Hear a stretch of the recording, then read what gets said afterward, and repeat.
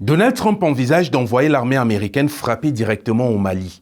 Ce n'est pas encore une décision officielle, mais selon le Washington Post, l'administration américaine étudie sérieusement une intervention contre le JNIM, le groupe terroriste affilié à Al-Qaïda présent au Mali. Sauf qu'il y a un problème, et le problème c'est qu'au moment où cette information est sortie, le gouvernement malien affirmait n'avoir reçu aucune demande officielle de Washington. Autrement dit, l'option militaire était déjà discutée aux États-Unis avant même que les autorités du pays concerné ne soient officiellement consultées. Bamako a depuis répondu que toute coopération devra respecter la souveraineté du Mali.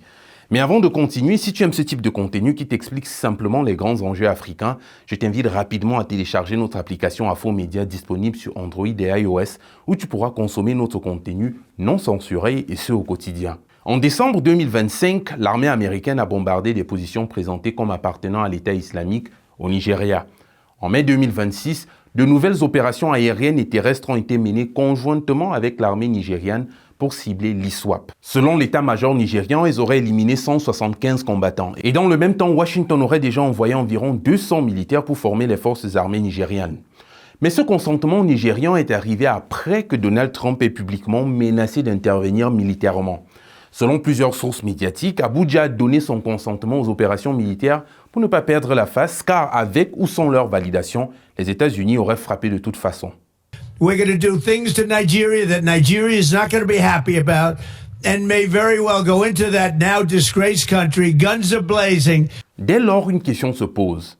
S'agit-il encore d'un partenariat, d'une coopération, lorsque le choix proposé est soit de coopérer ou risquer d'être bombardé de toute façon? Et cette pression ne concerne pas seulement la lutte contre le terrorisme. Washington a mis la pression à plusieurs gouvernements africains pour qu'ils reçoivent des migrants expulsés des États-Unis, même lorsque ces personnes n'avaient aucun lien avec le pays d'accueil. Le Tchad a récemment cédé et a annoncé son retrait de la CPI, toujours sous ordre américain. Le schéma commence donc à devenir plus clair. Lorsque Washington a un problème migratoire, l'Afrique devient une terre d'accueil forcée. Lorsqu'il veut fragiliser les grandes institutions, les pays africains doivent suivre. Et lorsqu'il veut contrer la Russie, l'Afrique redevient un espace de compétition géopolitique. À ce stade, il convient donc de se poser quelques questions. Washington est-il en train d'entrer en Afrique de plein pied sous couvert de lutte contre le terrorisme? Que doivent faire nos leaders pour affirmer notre souveraineté face à un Donald Trump, face à des États-Unis qui éprouvent un mépris prononcé pour l'Afrique? Sommes-nous en train d'entrer dans une nouvelle ère pour les relations américano-africaines?